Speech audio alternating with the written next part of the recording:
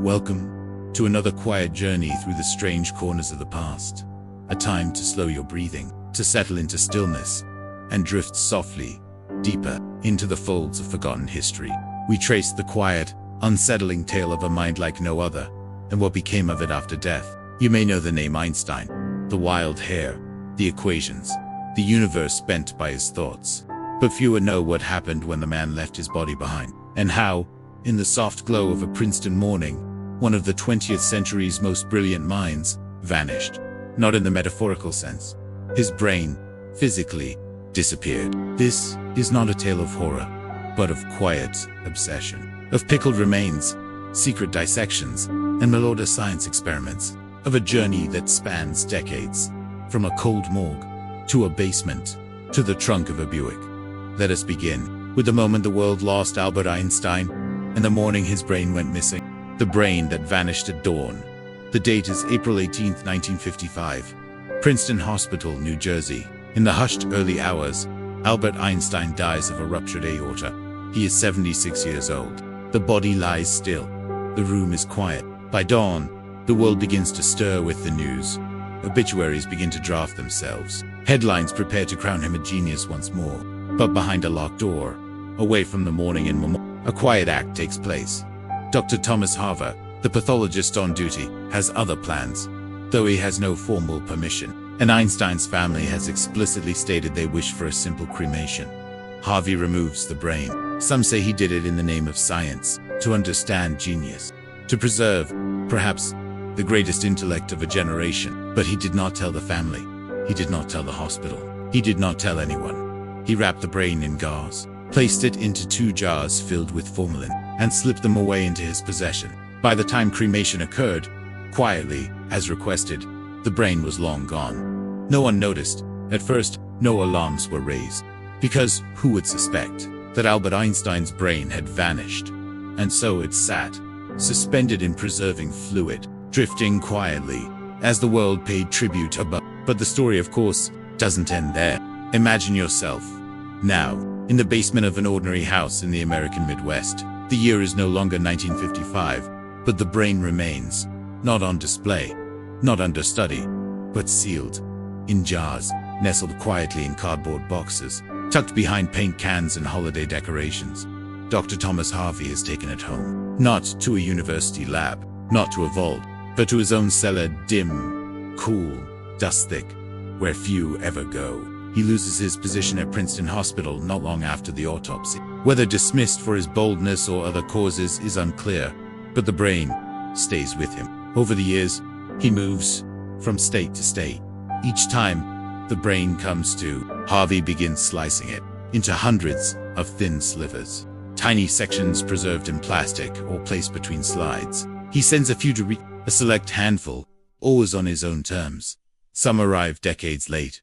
Others go unanswered. He does not seek headline, nor publish significant findings of his own. He simply keeps it. For years, even decades. Occasionally, journalists find him. In grainy interviews, he sits beside jars and microscopes, explaining, in calm tones, his intentions. Scientific, he says. Noble. But behind his eyes, there's a kind of stillness. A man not driven by acclaim, nor visibly by madness. Just the quiet certainty that he alone must keep this mind, this relic of genius, slowly disassembled, catalogued, and stored. He grows older, his hair grays, and still he keeps it close. The question begins to form, softly, among those who learn of him. Was he studying genius, or was he simply unable to let it go? The brain in the trunk now. Drift forward again, to the late 1970s, a quiet road, a modest car, and in the trunk still rests the brain of Albert Einstein, just a bundle of glass jars packed carefully in a box, the pieces of Einstein still on the move. Dr. Harvey, now a man well into the later years of his life, continues his quiet odyssey. Some say he drove across the country with the brain, from New Jersey to Kansas, from Kansas to Missouri, sometimes staying with friends, sometimes alone, and always, the brain followed. At one point, the preserved fragments are shipped in mayonnaise jars, cleaned of course, but still, an odd vessel for one of the greatest minds in history. Some pieces are mailed to research, wrapped in tissue, unlabeled, sometimes forgotten in university storage cabinets. A few lost, some buried in archives, some never recovered. Journalists begin to catch wind of the story again. One finally tracks Harvey down in the 1980s. She drives across the country, and when she finds him, he opens his trunk. And there it is, a faded gray box, tucked beneath some tools, perhaps a blanket. Inside, the slivers of Einstein's brain, still with him, still carefully guarded, still without permission. Over time, bits and pieces begin to make their way back to institutions. But the story, the strange, wandering journey of Einstein's brain, becomes almost as enigmatic as the man himself. Why did Harvey keep it? What did he hope to learn? Or, perhaps more hauntingly, what did he believe he already knew? What did they really find? Imagine yourself now, in a quiet research lab. The light is soft. A single microscope sits at the end of a long table, and in its lens, a sliver of what was once the most famous brain in the world. For years, little pieces of Einstein's brain have traveled between doctors, universities, and curious seekers of knowledge, cut into over 200 fragments, preserved in amber-colored resin, some no larger than a fingernail. It is from these fragments that scientists begin to look, to measure, to map, to compare. They find oddities, unusual folds in the parietal lobes, a lack of the deep groove most people have. Some even say his corpus callosum, the part connecting both hemispheres, is thicker than normal. The findings are subtle, speculative, curiously inconsistent.